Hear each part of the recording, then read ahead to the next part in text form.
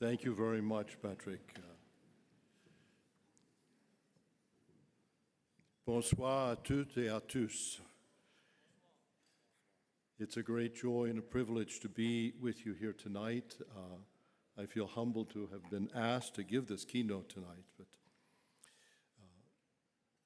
back in 1960, I was a young seminarian preparing to join a German-American province of Capuchins. I was an Irish infiltrator. So I was very happy to have the opportunity to go to Bavaria to improve my German. I was shocked when I got there and realized that virtually all the men in Bavaria wore short pants. Now, when I was growing up, real men did not eat quiche or wear short pants. Hopalong Cassidy, the Lone Ranger, Roy Rogers would never wear short pants. So there I was, like the other German seminarians, dressed in our lederhosen. They were short pants made of leather with those big decorative suspenders, which were very necessary because the pants weighed about 50 pounds. In those days in Bavaria, the lederhosen constituted the normal attire for men in church, in the office, in the fields, in school, and parties, always. So at one point, I went with the German seminarians to Rome. It was such a thrill, my first trip to Rome. We were so anxious to visit St. Peter's Basilica. We rushed up the steps to the Basilica, only to be stopped by a Swiss guard who lowered his spear to block our entrance. And he said to us in German, "You boys can't go into St. Peter's in short pants." I cannot repeat the colorful response of the German seminarians, but I was afraid they were going to beat up the Swiss guard. 40 years later, I returned to Rome for World Youth Day in the year 2000. I was standing near that same spot in front of St. Peter's Basilica. I was with an old Italian cardinal, a very wise man, and as we watched these thousands and thousands of young people going through the holy doors, the cardinal made the observation. He said, "Look at these young people from every nation under heaven." He said, "They're all dressed the same." They were in blue jeans, T-shirts, backward baseball caps, and tennis shoes. That was globalization. 40 years earlier, my first trip in my lederhosen to Rome, you could identify everyone by their nationality. You knew immediately from their glasses, their shoes, their haircut, their clothes, where they were from. Globalization has pretty much obliterated all of those differences. Globalization has certainly brought the demise of the lederhosen, thank God. I was thinking of that when Pope Francis made his first papal visit to Lampedusa and threw a reef into the waters of the Mediterranean that had claimed the lives of so many thousands of migrants. It was then that Pope Francis coined that phrase, the globalization of indifference. What a powerful expression. We're all aware of so much suffering, so much injustice in our world, but Pope Francis wanted us to be aware of the fact that one of the underlying causes is our indifference. I've often thought of that phrase, globalization of indifference. What would be the opposite? What should be our ideal? How can we counter this indifference that paves the way for so much evil? I have reflected on this often, and it seems to me that there are two powerful antidotes: gratitude and compassion. Two characteristics that I like to call Samaritan virtues. Let me share with you one of the most dramatic experiences of my whole life. On April the 1st, 1956 was Easter Sunday. I was 12 years old, and with my older brother Ted, we served the solemn high Latin Mass in our parish. And that afternoon, we gathered as a family for a big meal at 2 o'clock. We ate a little earlier than usual that day because my dad was going on a business trip. An hour or so after he left, we received a call from the mayor of our town to tell us that my dad's flight, TWA Flight 400, had crashed, and they did not know whether there were any survivors. It was a very frightening experience.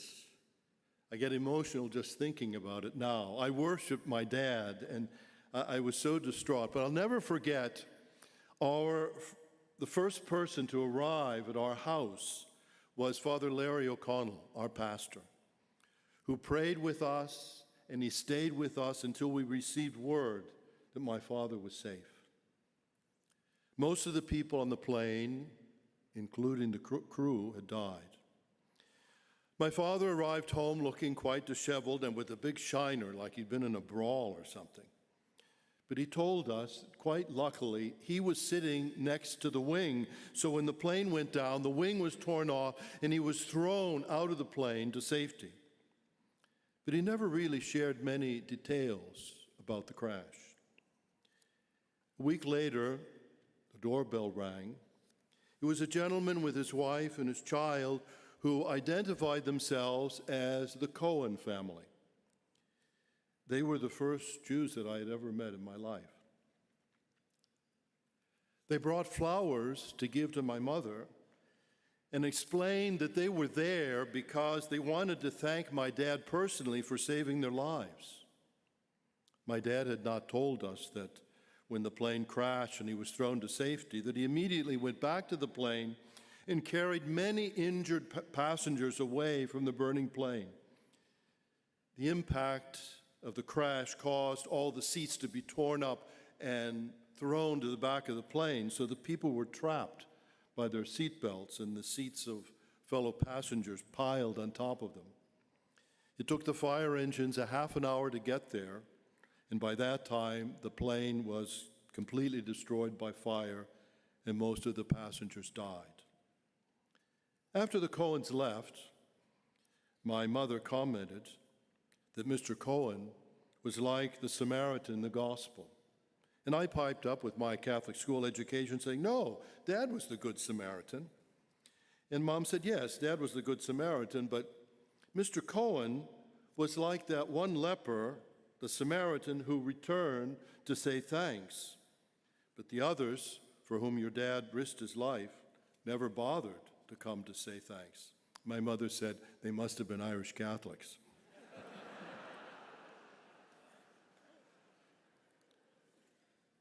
In today's world and in our own lives, I fear that the globalization of indifference manifests itself in a sense of entitlement. We take so much for granted, an attitude of, what have you done for me lately? Everything we are, everything that we have is a gift, but how quickly we lose sight of that. I was so delighted to see the enthusiastic response of our people at the Eucharistic Congress. Christ has made a gift of himself, the gift of just love taken to the excess. He manifests his love by making himself poor, small, accessible. So often we're looking for the gong show, and our God reveals himself in the gentle breeze, and in a small piece of bread and a sip of wine that have become his body and his blood. He strengthens us for our journey and our mission. And yet so often, this great gift is received with indifference. Our God forgives all of our sins. Our reaction at times is a yawn of indifference. To rejoice in God's mercy and forgiveness makes us ready and anxious to forgive those who've trespassed against us.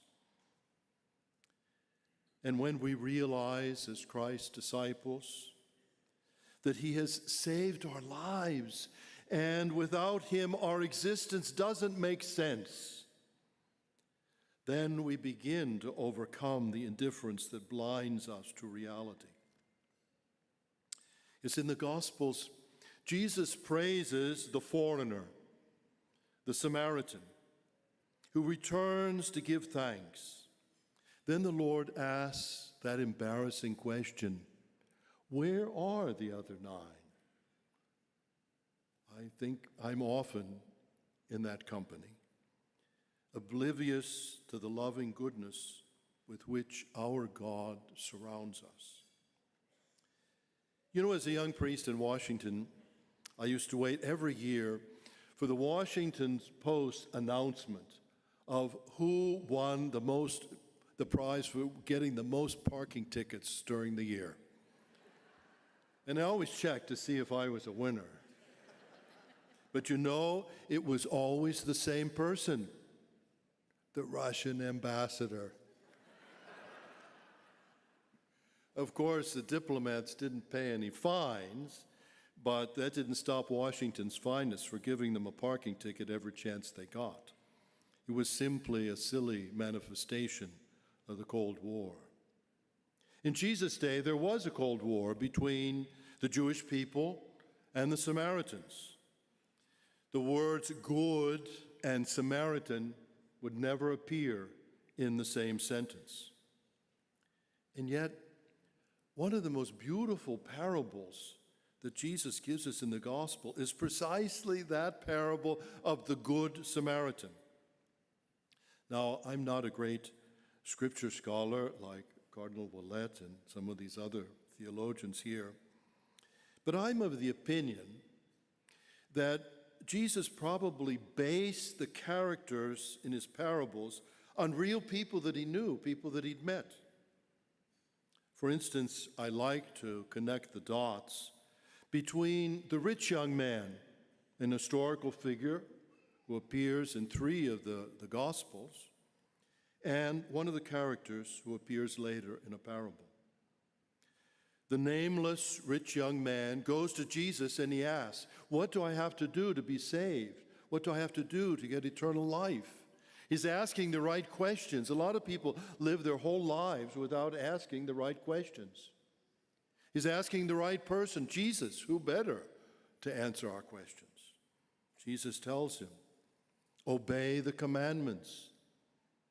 The rich young man said, I've done that since I was a little kid.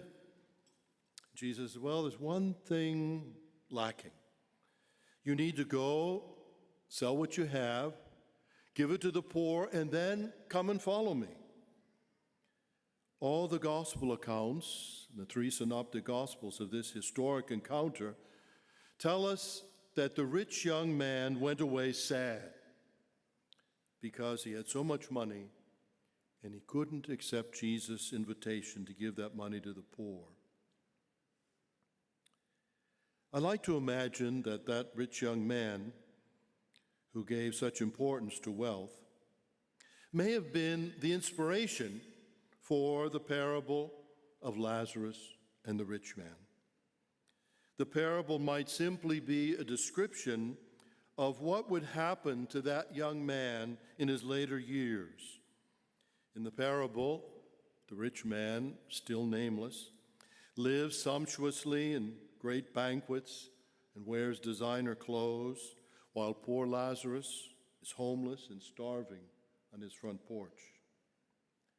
I suspect that the rich young man is now still sad and probably still congratulating himself for following all the commandments. But his sin is his gross indifference to Lazarus starving to death and covered with sores in front of his house. By the same token, I like to think that the Samaritan leper, the foreigner and historical figure, who was cured by Jesus and returns to give homage and thanks to the Lord, is the inspiration for the parable of the Good Shepherd, the Good Samaritan. The Good Samaritan could very well be that cured Samaritan leper.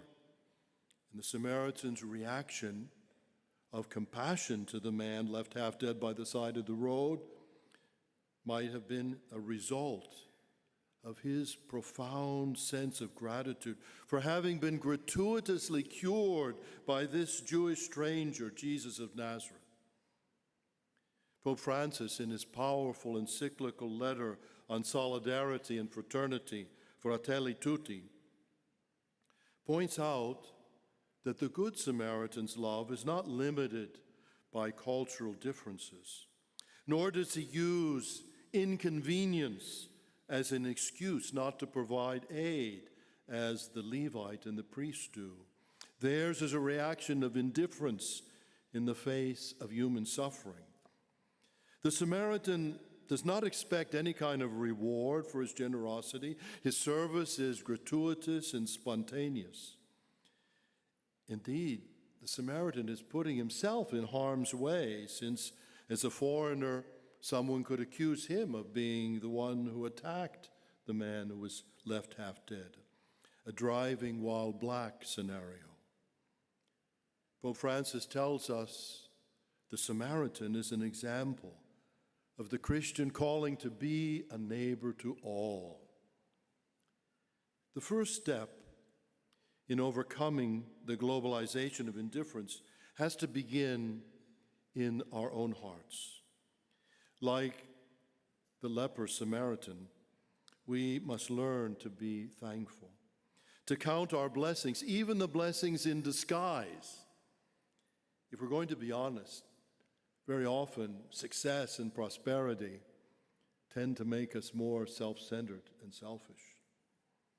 Sometimes it's those blessings in disguise, the crosses, the leprosy, the suffering, that makes us depend entirely on God and thus discover His power and His love for us. During this Supreme Convention, we have the opportunity. Here we gather as brothers and sisters in a community of faith, and we see how blessed we are.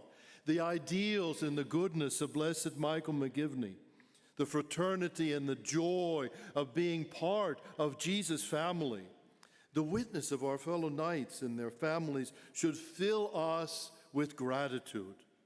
Here we can discover anew that all that we are and all that we have is a gift from a loving God who loved the world so much that He sent His only begotten Son to save us through His church, His bride.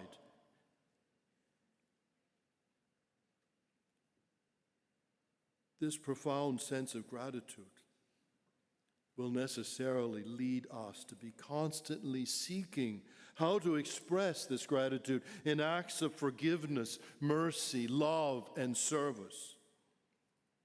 I always like to tell the story about Cardinal Spellman, who one day was sitting in his office and he got a call on the intercom. It was the new receptionist in the lobby of the Chancery in New York. And the receptionist said in a whisper, "Your Eminence, there's a man in the lobby. He says he's Jesus Christ. What should I do?" The Cardinal said, "Look busy."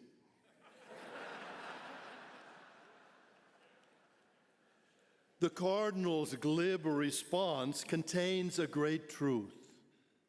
That homeless office meds schizophrenic man is Jesus Christ in a distressing disguise, as Mother Teresa always said. In the parable of the Last Judgment in Matthew's Gospel, the divine shepherd separates the sheep from the goats. The goats are the ones who saw the hungry, the homeless, the sick, the imprisoned, the strangers, and reacted with indifference. On the other hand, the grateful Samaritan leper is always reaching out with compassion and love, discovering in the man left half-dead on the side of the road a neighbor, a brother and sister. St. Francis of Assisi's conversion began when he overcame his repugnance for leprosy. Every time he would see a leper, he would hold his nose and run in the other direction. But one day, the grace of God touched his heart, and when he saw the leper, instead of running away, he ran towards the leper. He embraced him, he gave him his money, his clothes, and he kissed the leper. I always say that St. Francis of Assisi did not cure the leper. The leper cured St. Francis of his worldliness, of his fear, of his selfishness, and allowed him to discover Christ in a distressing disguise. The grateful Samaritan will never be indifferent, but always searching out those in need. And just as we are thankful for our material blessings, our freedom, our homes, our health, so too we must be profoundly gratitude for the treasure hidden in the field, that pearl of great price, the spiritual treasures that come to us from our life of faith, friendship with the Lord, and being part of His church. The parable of the Good Samaritan is given to us to explain who our neighbor is. Jesus is showing us that the one in need has the greatest claim on our love. And oftentimes, those needs are not just material, but sometimes they're spiritual. And hence, if we really love our neighbor, we want to share with them our greatest possession, our faith. Father Giussani once said, "He who does not give God does not give enough. Giving God is our mission." Pope Francis repeats over and over again that the church is not some sort of NGO geared toward meeting people's material needs. Our service to the poor and suffering finds its inspiration in our profound experience of God's love. Like the Samaritan leper, we have been loved, healed, forgiven. Our gratitude and the joy of the gospel can turn us into enthusiastic, compassionate missionary disciples. The story of the Good Samaritan is the only parable that ends with a very explicit command: go and do likewise. From the Samaritan virtue of gratitude, we come to learn the Samaritan virtue of kindness, a virtue that is disappearing in today's polarized world. Pope Francis, in Fratelli Tutti, gives us this beautiful description of kindness. He says, kindness frees us from the cruelty that at times infects our human relationships, from the anxiety that prevents us from thinking of others, from the frantic flurry of activity that forgets that others also have a right to be happy. Often nowadays, the Holy Father says, we find neither the time or the energy to stop and to be kind to others, to say, excuse me, pardon me, thank you. Yet every now and then, miraculously, a kind person appears and is willing to set everything aside in order to show interest, to give the gift of a smile, to speak a word of encouragement, to listen amid general indifference. If we make a daily effort to do exactly this, we can create a healthy social atmosphere in which misunderstandings can be overcome and conflict forestalled. Kindness ought to be cultivated. It's not a superficial bourgeois virtue, precisely because it entails esteem and respect for others. Once kindness becomes a culture within society, it transforms lifestyles, relationships, and the ways that ideas are discussed and compared. Kindness facilitates the quest for consensus. It opens new paths where hostility and conflict would burn all bridges. Kindness is certainly part of Pope Francis's call to synodality. As spiritual progeny of Blessed Michael McGivney, let us strive to break the globalization of indifference, to repair our world, to become grateful Samaritans who spread the compassion and the joy of the gospel, and hopefully we won't have to wear lederhosen to do it. God bless you. Viva Jesus.